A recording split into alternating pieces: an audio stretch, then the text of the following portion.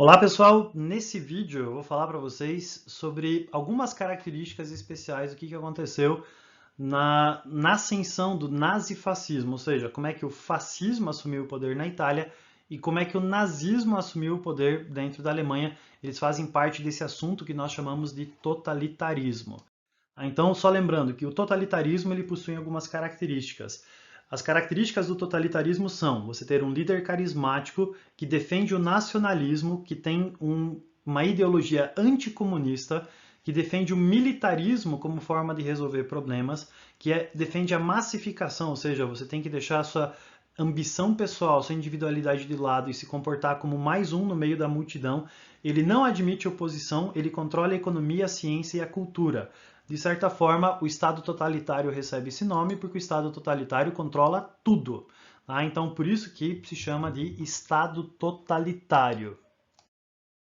Então, os estados totalitários mais conhecidos são aqueles que aparecem aqui, né? A Alemanha e a Itália. O estado que tem os líderes carismáticos, o Hitler, né, na Alemanha, e na Itália o Mussolini. Esses são os dois mais conhecidos e os que a gente mais estuda, porque esses dois eles estão envolvidos na Segunda Guerra Mundial. Nós temos outros também na Europa, que são o salazarismo e o franquismo, que acontece em Portugal e na Espanha, mas como esses países não participam da Segunda Guerra Mundial, a gente acaba estudando eles menos.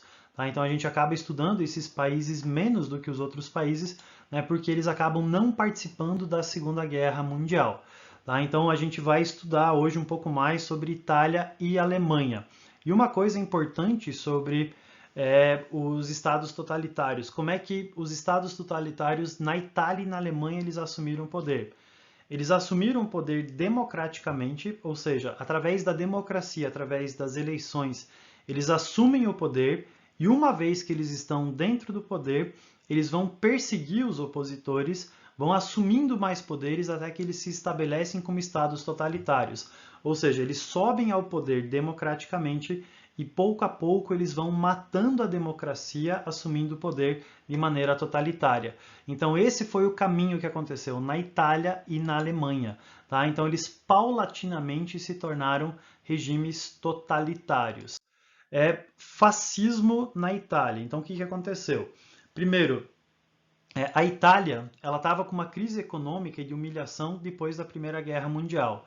Né? A Itália ela foi derrotada na Primeira Guerra Mundial, ela era aliada da Alemanha, ela se vira contra a Alemanha no meio da guerra, ela recebeu como promessa algumas terras que ela acabou não recebendo, e o resultado da Primeira Guerra Mundial foi muito ruim para os italianos.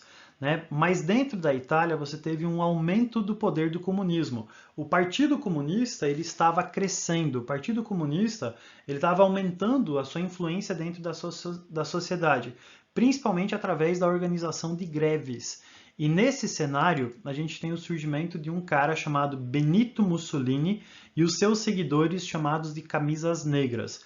Então você tem aqui esse cara aqui, né, que é o Benito Mussolini. Ele era alguém que tinha origem militar, ele defendia, né, alguns ideais muito anticomunistas, e você tinha uma série de seguidores do Benito Mussolini que concordavam com as ideias dele, que eram conhecidos como camisas negras por causa dos uniformes que eles utilizavam. Tá? Então, o Benito Mussolini e os seus camisas negras começaram a fazer demonstrações de força contra o comunismo. E uma das demonstrações de força foi a chamada Marcha sobre Roma. O que significa isso? Né? Os comunistas eles estavam convocando uma greve geral para a cidade de Roma, dizendo que Roma ia parar. Então Benito Mussolini falou que não ia deixar esse tipo de coisa acontecer, não ia deixar os comunistas pararem, né, a cidade de Roma. Ele pega entre 50 e 60 mil camisas negras apoiadores, ele marcha para a cidade de Roma e impede a greve geral, ele impede que a cidade de Roma pare por causa dessa greve que seria organizada pelos comunistas. Até porque o Benito Mussolini tinha uma ideia de como lidar com um grevista, né? Tá fazendo greve, dá porrada no cara. Então, isso fez com que o Benito Mussolini se transformasse num grande personagem, numa grande esperança dos italianos. de melhora para a Itália e de combater os comunistas. Ele acaba sendo convidado para participar do governo e uma vez dentro do governo, ele vai perseguindo opositores, vai aumentando o seu poder, até que ele acaba se transformando no único líder carismático da Itália, conhecido como Il Duce, o Duque. E durante o governo dele, ele tem algumas características. Primeira característica, um nacionalismo muito forte. Tá? Então, o Benito Mussolini vai ser um dos maiores defensores do nacionalismo italiano. Uma outra característica é o corporativismo. O que significa corporativismo? Os trabalhadores, eles precisavam entender que eles não estavam servindo somente a si próprios, mas eles estavam servindo a nação, eles estavam servindo a Itália.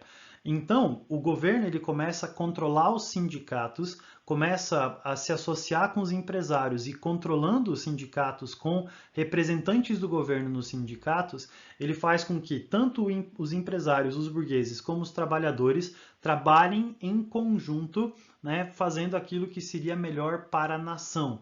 Então, o corporativismo é um controle que existe tanto sobre os donos das fábricas como sobre os trabalhadores, proibindo greves, por exemplo, e fazendo com que todos trabalhem em torno de um objetivo em comum que é determinado pelo governo. Tá? Então, isso é o que nós chamamos de corporativismo. E uma outra coisa que o Benito Mussolini fez foi o Tratado de Latrão, que criou o Estado do Vaticano. Com a unificação da Itália, a Igreja Católica perdeu as suas terras e o Papa se declarou refém de Roma. Então, o Benito Mussolini vai fazer um acordo com a Igreja Católica, que era o seguinte: você reconhece o meu governo como um governo legítimo, ou seja, a Igreja reconhece Benito Mussolini como governante da Itália e, em troca, o Benito Mussolini autoriza a Igreja a criar um Estado, um país para ela, dentro da cidade de Roma, que é o Estado do Vaticano. Então, esse acordo foi firmado em 1929 com o Tratado de Latrão e ele criou o menor país do mundo, chamado de Vaticano. Agora, por que esse totalitarismo na Itália ele é chamado de fascismo? Né? Isso vem daquele símbolo que aparece lá em cima, chamado de fascio, que em latim significa feixe. Então, o que você tinha aqui? Quando você tem um galho sozinho, esse galho ele é quebradiço. Mas no Império Romano, eles pegavam e faziam um feixe de galhos, e esse feixe de galhos que eles amarravam firme, eles transformavam num fascio, num feixe, que ele podia ser colocado uma lâmina de machado e ele funcionava como um machado. Então, o fascio, ele é um feixe que mostra que alguém sozinho se quebra, mas juntos um feixe ele se transforma, né, em algo muito mais forte. Em outras palavras, a união faz a força. E esse era um dos símbolos que os camisas negras eles utilizavam. Por isso que o fascio acaba se transformando num dos símbolos do totalitarismo da Itália, que ficou conhecido como fascismo, tá? Por causa desse símbolo aqui. E o da Itália, o fascismo italiano, ele é o mais antigo, porque tudo isso já aconteceu na década de 20, tá? Mas o mais conhecido de todos os estados totalitários é o da Alemanha. Então, o da Alemanha ele é conhecido como nazismo, né? E o nazismo ele é uma redução de Nationalsozialismuspartei, né? Partido Nacional Socialista. Tá? Nacional Socialista virou nazista. Tá? E esse Partido Nacional Socialista ele começa a ter como um dos seus líderes o Adolf Hitler, né? Por causa do seu poder de oratória, e eles utilizaram muito a propaganda. O ministro do Hitler, chamado Goebbels, ele disse que uma mentira dita 1000 vezes se torna verdade. Então, os nazistas eles eram mestres na arte do uso da propaganda para disseminar informações entre a população. E nessa propaganda eles exaltavam o nazismo, né? Lembra que o slogan era Deutschland über alles, Alemanha acima de tudo, a exaltação de uma raça ariana, que seria uma raça idealizada, né? Então aqueles que eram os alemães puros, aqueles que deveriam ser os habitantes dessa Alemanha, né? E a exaltação do líder. Então tudo no líder era pensado, né? O formato do cabelo dele, o bigode, a forma como ele se comportava, como ele cumprimentava, tudo era para você criar uma imagem mítica, uma imagem perfeita desse Adolf Hitler, né, fazendo essa propaganda do Hitler para todo mundo, né, uma difamação de minorias. Então, o que é uma das características que você tem do nazismo? Dentro do nazismo, você tem a ideia de uma raça superior, que é a raça ariana. Dentro dessa raça ariana, você deveria manter a pureza dessa raça. E todas as outras pessoas que não eram dessa raça, elas eram ou sub-raças ou elas eram uma ameaça para essa raça. Então, se você era judeu, se você era cigano, se você era polonês, se você era negro, se você era asiático, se você era deficiente físico, se você era deficiente mental, se você era comunista, tudo isso era uma ameaça que existia para essa raça perfeita, que era a raça ariana.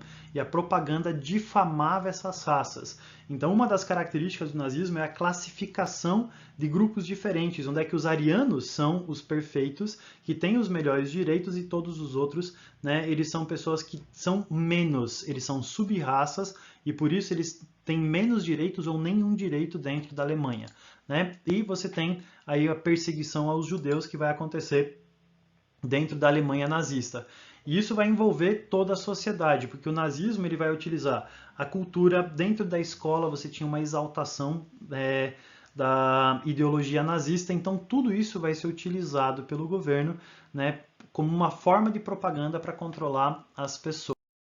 Tá? Então, qual que é o contexto que você tem aqui? Né? Dentro da Alemanha você tem a humilhação do Tratado de Versalhes, com uma crise provocada pela crise de 29, né, que vai ferrar de vez com a Alemanha, e tudo isso vai promover um estado onde é que a Alemanha estava numa crise muito grande e vai depositar as suas ideologias ou as suas esperanças no Adolf Hitler. E o Adolf Hitler ele vai escrever um livro chamado de Mein Kampf, no qual ele defende algumas ideias.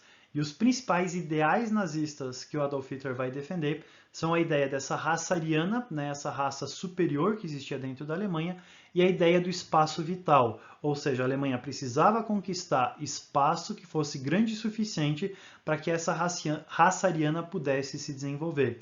E dessa forma, em 1933, o Adolf Hitler sobe ao poder dentro da Alemanha, e uma vez dentro do poder, ele vai começar a perseguir os seus opositores. Opositores dentro do partido nazista, tá? Então ele vai perseguir as pessoas dentro do seu próprio partido, pessoas que discordavam dele, né? E vai mandar matar alguns desses caras na chamada Noite dos Punhais. Ele vai começar a perseguir mais ainda os judeus, né? Vão colocar fogo no parlamento, né? no Reichstag, e vão dizer que isso foi culpa dos judeus, vão começar a perseguir os judeus por causa disso.